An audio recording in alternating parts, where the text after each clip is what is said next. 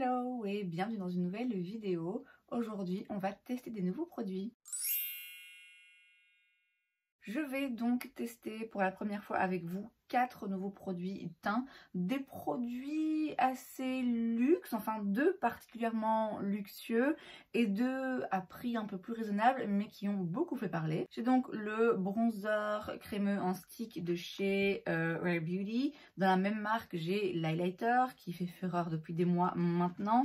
J'ai un blush poudre de chez Pat McGrath et j'ai aussi cette petite poudre de chez Givenchy, c'est la poudre Prisme Libre dans la teinte 4 et donc il y a 4 couleurs en fait, on doit les mélanger. C'est un petit échantillon que j'avais eu en cadeau, je sais plus à quelle occasion. Ça fait des mois qu'il est là et que je me dis bah ouais, il faudrait que je le teste. Ce qui va être un peu chiant, c'est que bah du coup il faut que je vide le contenu de ces 4 petits pots dans un autre pot, donc je pense que je vais prendre en fait un couvercle de poudre tout simplement, comme ça je vais pouvoir les mélanger dedans et puis bah, je vais m'en servir pendant les 2-3 jours à venir si j'apprécie la poudre. Donc faisons les choses dans l'ordre. J'ai déjà fait une partie de mon teint, donc j'ai mis fond de teint, enfin primer, fond de teint, anti-cerne, j'ai fait mes sourcils et mes lèvres. J'ai pas encore poudré l'anti-cerne puisque je vais commencer par utiliser le bronzer en stick de chez Rare Beauty qui, pour l'avoir déjà swatché, c'est vrai, a une texture absolument dingue, hyper crémeuse, qui s'estompe hyper bien, mais qui a quand même un fini plutôt mat. Alors, pas mat qui tombe à plat, mais pas non plus hyper lumineux, vous voyez, il a l'air de sécher quand même assez bien. Ça fait un moment que je l'ai, mais il était beaucoup trop clair. Pour référence, c'est la teinte Bright Side. Je vais donc y aller directement sur ma peau, qui est quelque chose que en temps normal, j'aime pas trop, mais là je vois que le truc il s'estompe tellement bien, je pense franchement que je prends pas de risque. Et je vais prendre un pinceau NYX, c'est le numéro 22. On a quelque chose de qui reste défini mais quand même de bien estompé. J'ai peut-être mis un petit peu loin, écoutez, c'est pas bien grave. C'est une très jolie teinte parce que c'est pas une teinte de contouring, c'est pas encore assez vraiment froid d'après moi pour que ce soit du contouring, mais ça peut être quand même un petit peu un entre-deux. Et puis surtout, c'est pas trop chaud parce que je sais qu'il y a une autre teinte de ce produit qui est dans le même genre d'intensité, donc qui est pas forcément beaucoup plus clair ou beaucoup plus foncé, mais par contre qui est beaucoup plus orangé.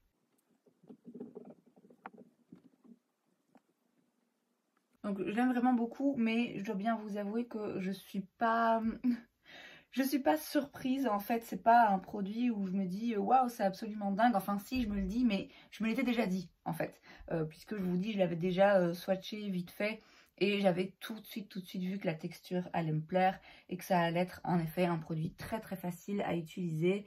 Et alors je me dis waouh, hein, mais il y a moins l'effet de surprise parce que le gros plus de ce produit, c'est vraiment dans sa texture qui est très spéciale, qui est incroyable à travailler. Et voilà, la texture, je l'avais déjà un petit peu testée, donc je suis pas surprise, mais disons que mon opinion se confirme et en effet, tout comme j'en avais eu l'impression en le swatchant et en le travaillant sur le dos de ma main, c'est vraiment un très beau produit qui, je pense, peut plaire vraiment à beaucoup de gens parce que si vous n'utilisez pas beaucoup de make-up et que vous savez pas trop comment vous y prendre, vous allez réussir à le travailler, ça va pas être une galère. Et si vous aimez le make-up, vous allez trouver la texture vraiment particulière et agréable. Et puis j'aime beaucoup le fini aussi, où même au toucher c'est assez agréable. C'est pas quelque chose de lumineux, de brillant, mais c'est pas non plus quelque chose de mat poudreux. Forcément c'est une crème qui tombe à plat, donc c'est vraiment un très beau produit, aussi bien en termes de teinte que de texture. Bon, pour la poudre, du coup, j'ai pris le couvercle de la poudre Fenty, je l'ai nettoyé vite fait et je vais donc vider ces 4 petites poudres dans le couvercle. Et puis, bah, comme j'ai dit, je vais le laisser comme ça dans le tiroir, mais posé un peu à l'air libre pendant 2-3 jours. Ouh là là. Alors en vrai, ils sont pas complètement cons parce qu'en fait, il y a des petits trous. Donc vous n'avez pas directement, moi je pensais que vraiment ça allait être direct, bam, les 4 trucs de poudre. En fait, il y a des petits trous. Donc il y a moyen d'en verser juste un peu et ben, l'utiliser un peu à la fois. Et donc voilà ce que ça donne en gros. Bah écoutez, on va mélanger tout ça. Je prends ma fidèle spatule. C'est ce que je reproche un petit peu à ce genre de produit. En fait, j'ai du mal à comprendre quel est l'intérêt. Parce que vous pouvez pas prendre juste une poudre à la fois, c'est impossible en fait. Et donc si le but c'est quoi qu'il arrive de tout mélanger, bah mélange tout. Après j'entends qu'il y a peut-être bien un aspect un petit peu pédagogique, je dirais, d'expliquer, bah voilà, en fait, quand vous achetez une poudre, il y a différents pigments dedans. Ce pigment, il sert à neutraliser les teints un petit peu jaunes. Ce pigment, il sert à neutraliser les rougeurs. Vous voyez, j'entends, mais ouais, je sais pas, le vendre comme ça, je pense qu'il y a quand même plus un aspect commercial de se dire ça fait vendre et c'est un truc différent. Et voilà, je sais pas si moi ça me plaît. Ce qui m'inquiète un petit peu par rapport à cette poudre, c'est que c'est la teinte 4, donc mousseline acidulée. Et je pense qu'il y a une autre version de ce mélange de couleurs, mais un peu plus clair.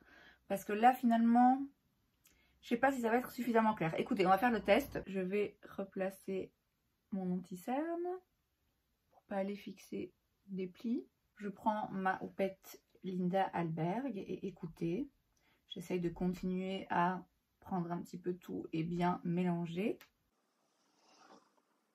Bon, en termes de couleur, on est bon. En fait, j'ai un peu peur d'aimer cette poudre parce que c'est pas une marque cruelty free. Et du coup, bah, si elle me plaît, je pourrais pas l'acheter. Enfin, j'aurais pas envie de l'acheter. Or, j'avais failli l'acheter il y a un petit moment déjà. J'étais dans un Paris XL. J'avais le produit en main. Il y avait des formats mini, je pense. Et elle avait juste plus ma teinte, en fait. Et j'avais dit, oh, c'est pas grave, je verrai ça plus tard. Donc, si j'adore cette poudre et qu'en fait, je me dis, bah, tu l'achètes pas, ça va me désoler un peu. Par contre, elle sent bon. Elle sent quelque chose que je connais. J'arrive pas à savoir quoi. En tout cas, là, comme ça, sous les yeux, je vais frotter. Hein, mais là, comme ça, sous les yeux, elle a l'air vraiment très très belle. Bon, j'ai aussi un très bel anti-cerne, il faut le dire. Mais, ouais, elle a l'air vraiment très jolie, très lissante, très... Ouais, ça fait chier un peu. Hein. Je vais prendre un gros pinceau, prendre ce qui reste. J'avais pas trop mal estimé la quantité dont j'aurais besoin. Il m'en reste juste un petit peu. Donc, ça va être juste assez pour vite fait poudrer le reste du teint. Elle a vraiment une odeur que je connais, hein, mais je sais pas quoi. Ok, j'ai trouvé. Elle sent le même genre d'odeur que la Loose Powder Buckwheat de chez Skin Food que j'avais trouvé sur Yes Style. Alors c'est moins fort de ce côté, bizarrement. Ce côté, j'avais dit à l'époque que ça sentait un petit peu parfum de vieille. Je sais que c'est pas très gentil de dire ça, mais c'est vraiment pas dit méchamment. J'ai l'impression que c'est le même genre d'odeur. Mais en beaucoup moins fort pour le coup. Alors en termes de teinte, je pense que ça convient. Moi, celle que je voulais de base, je pense que c'était celle avec uniquement des couleurs, couleurs de peau. Vous voyez, pas avec le vert et le mauve et tout. C'était nude, je crois. Alors je suis d'un côté pas surprise parce que j'en entends dire beaucoup de bien depuis des années de ce genre de poudre. Et en même temps, je suis quand même agréablement surprise parce que je m'attendais à ce que ce soit ce genre de produit où vous entendez tout le monde en dire tellement bien depuis des années. C'est un peu un produit culte et puis quand vous l'essayez, vous vous dites oui, ok, c'est une poudre. Et en fait, ouais, non, ok, c'est une très belle poudre. C'est une très belle poudre. Ça m'énerve, mais c'est une très belle poudre et ouais, j'aurais dû l'acheter. On passe ensuite au blush, c'est donc le Skin Fetish Divine Blush de chez Pat McGrath que j'ai dans la teinte Desert Orchid. Ça fait très longtemps que j'ai envie de tester ces blushs et cette teinte en particulier, c'était vraiment cette teinte que je voulais. Je l'ai trouvé sur Cult to Beauty, j'avais eu une réduction il me semble. C'est un blush qui est légèrement satiné, il n'est pas brillant hein, mais il est légèrement satiné. Je sais déjà qu'il va être splendide. Je prends donc un pinceau A05 de chez Spectrum. Et il est effectivement très beau. Il est un peu lumineux, mais vraiment juste ce qu'il faut. Moi, parfois, il y a des blushs qui sont trop lumineux, que je trouve très jolis en soi. Mais sur moi, surtout sur cette zone, ils ont tendance vraiment à mettre les pores en avant. Or là... c'est juste ce qu'il faut. C'est vraiment juste ce qu'il faut. C'est assez lumineux que pour qu'on voit de la lumière, un côté satiné.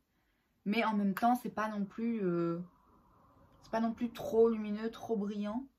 Ça reste assez naturel finalement. Il est vraiment très joli. C'est vraiment le genre de couleur que j'aime beaucoup. J'ai l'impression que dans le retour, je suis très très blanche.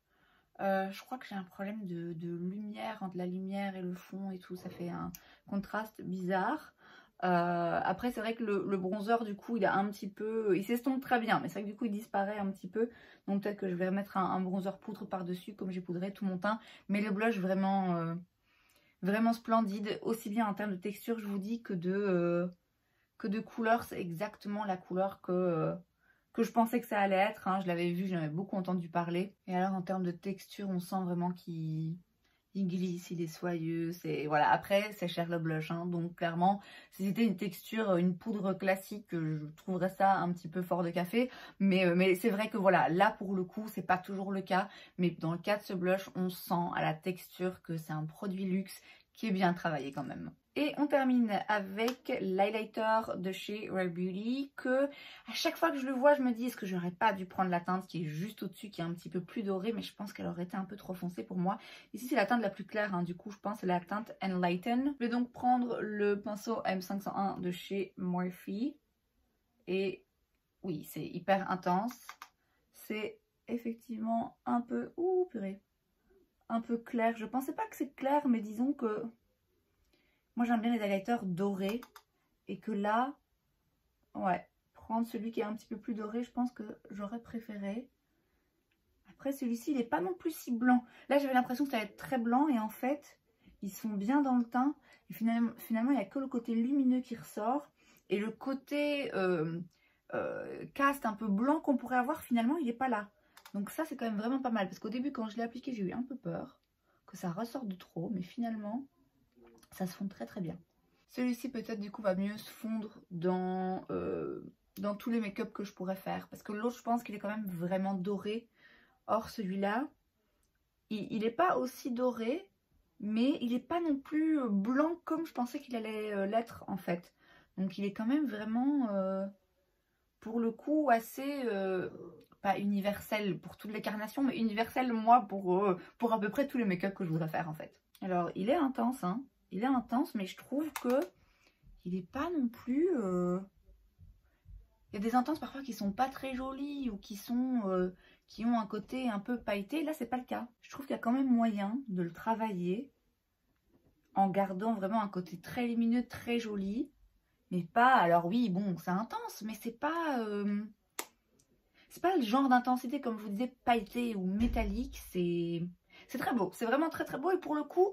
je trouve ça assez différent de ce que j'ai pu avoir jusqu'à présent. Donc écoutez, je vais aller faire mes yeux et puis je reviens après et on fait un petit point sur ce que j'ai testé aujourd'hui. Me revoilà donc avec le make-up terminé. Je sais pas pourquoi j'ai l'impression d'être hyper blanche. Alors bon, je suis clairement plus bronzée, mais je suis quand même pas aussi blanche que ce que vous voyez.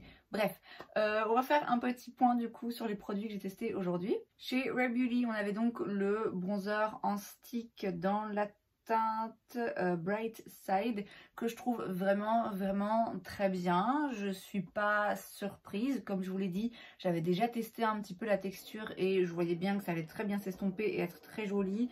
Et le truc, une fois qu'il sèche, franchement il bouge pas. C'est un produit que je trouve très facile à utiliser. Pour les débutants, du coup, c'est assez intéressant, et pour autant, c'est une texture intéressante qui va plaire aussi ou confirmer aux personnes qui utilisent le make-up et qui aiment s'en servir. C'est un résultat vraiment très naturel, parce que c'est pas un fini 100% mat, mais c'est pas non plus quelque chose de lumineux et pailleté ou quoi. C'est vraiment juste légèrement satiné, vraiment très naturel. En termes de teinte, c'est assez naturel aussi, c'est pas trop chaud, c'est pas non plus une teinte de contouring vraiment froide. Je dirais que la seule chose que je pourrais lui reprocher, mais c'est aussi dû au fait que j'ai remis de la poudre par-dessus et que j'ai des éclairages et du coup ça change un petit peu la façon dont je fais mon make-up. Mais c'est vrai que il s'estompe très bien, il peut disparaître un rien. Alors du coup, pour les gens qui veulent s'assurer de ne pas se retrouver avec du bronzer trop visible et qui veulent un résultat vraiment très naturel, qui sont dans le teint, c'est parfait parce que c'est presque imperceptible et pour autant on voit qu'on est quand même, qu'il y a quand même quelque chose. Vous voyez, c'est vraiment très très joli, très discret. Mais c'est vrai que du coup, si on veut marquer un petit peu plus parce qu'on sait qu'on va rajouter de la poudre par-dessus ou juste parce qu'on aime faire des make-up un petit peu plus chargés, alors faut pas hésiter à en rajouter un peu. Mais c'est un très joli produit avec un très beau fini. Bon, je m'excuse si vous entendez un petit peu de bruit, mais en ce moment on est à 7 dans cette maison, donc forcément c'est un peu plus bruyant que d'habitude.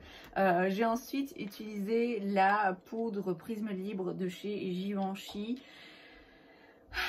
Malheureusement, je pense que j'en suis tombée amoureuse. Elle est vraiment très belle, hein. Elle est vraiment très belle. Je sais pas exactement, j'ai du mal à mettre le doigt sur ce qui est différent par rapport aux autres poudres. En fait, j'ai l'impression qu'elle est très matifiante et très lissante.